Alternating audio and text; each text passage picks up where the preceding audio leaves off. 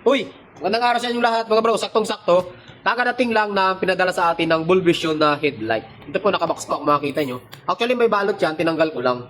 Ito po yung pinakasikat na H4 dito sa TikTok. Ano? So marami nang sold dito sa TikTok. Ngayon, pinadalahan tayo ng Bulvision. Itatry natin kung gaano ba kalakas yung ganitong klaseng H4 na headlight. Ang ganda ng box, oh. Kita nyo ba yan mga bro? Bulvision. So ito daw po yung headlight na instant tanghali. Kung baga parang tanghali kapag ito yung ginamit yung headlight. So ngayon ay tanghali, sakto mga bro. Malalaman naman natin to kapag gabi. Kasi hindi naman tayo gumagamit ng headlight kapag umaga, di ba? Paano ba to? Bo, ayos ang packaging ah. Uy! Ayos! Grabe, ang ganda mga bro. Lagayan pa lang, quality na. So wala ito sa H4 na ibang mabibili nyo. Dito lang to sa Bulvision.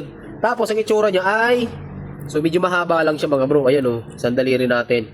Pero pasok naman po ito sa mga headlight, sa lagayan ng H4 natin. Doon sa may mga motor na H4 ang gamit na headlight, huwag muna kayong mag-order. Susubukan muna natin to kung gaano kalakas yung ganitong klaseng H4. Ang sabi pa nga ng iba, ito daw ay instant tanghali. Sa H4 mga bro, meron siyang tatlong terminal. So makita nyo, mayroong A. Ibig sabihin dyan, earth ground or body ground or negative. Yung L, yan yung low. At saka yung H, yan yung high. Ground, low, high. Tapos meron siyang blower. So hindi siya iinit basta-basta, no? Ngayon mga bro, antayin lang natin gumabi. Or antayin natin dumilim para matry natin kung gaano kalakas yung ganitong klaseng H4 na headlight. Paano ba yan? Gabi na. So, masusubukan na natin to, yung Bulvision H4 kung gaano to kalakas. So, ngayon lang din natin ito ma-check kung functional ba.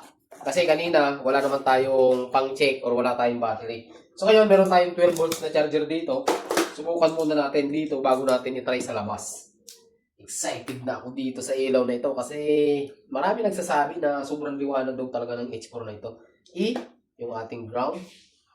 Yan. L, yung ating low. So, ganito siya. A, functional, low, high.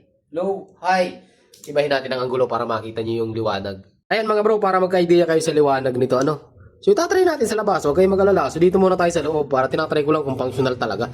Baka hindi naman to gumagana eh. Oh. Ano masasabi nyo? Hindi na ako magpapaliwanag mga bro, kayo nang bahala. Ayan oh. Hindi na ako magpapaliwanag sa video. Kayo nang bahala humusga kung talagang maliwanag. Okay, gumagana. So try natin to sa labas. Ayan mga bro.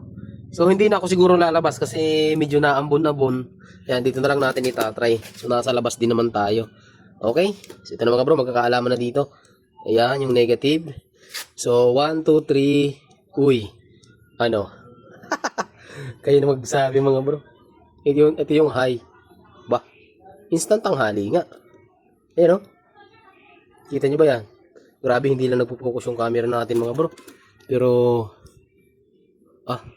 sulit. Sulit ang liwanag. Kitang-kita mo talaga. Ito yung low. Yan. Yan yung low. Tapos ang maganda dito mga bro, tingnan nyo yung ano natin, parang may kulay blue siya. Tapos hindi tapon yung ilaw. Yung ilaw niya, mayroon talaga siyang guide. O kumbaga, bilog na bilog. Ito yung low pa lang yan. Ito yung high natin, oh. Kitang-kita talaga. Okay? Ayan, may motor, oh. Patayin natin. Lakas.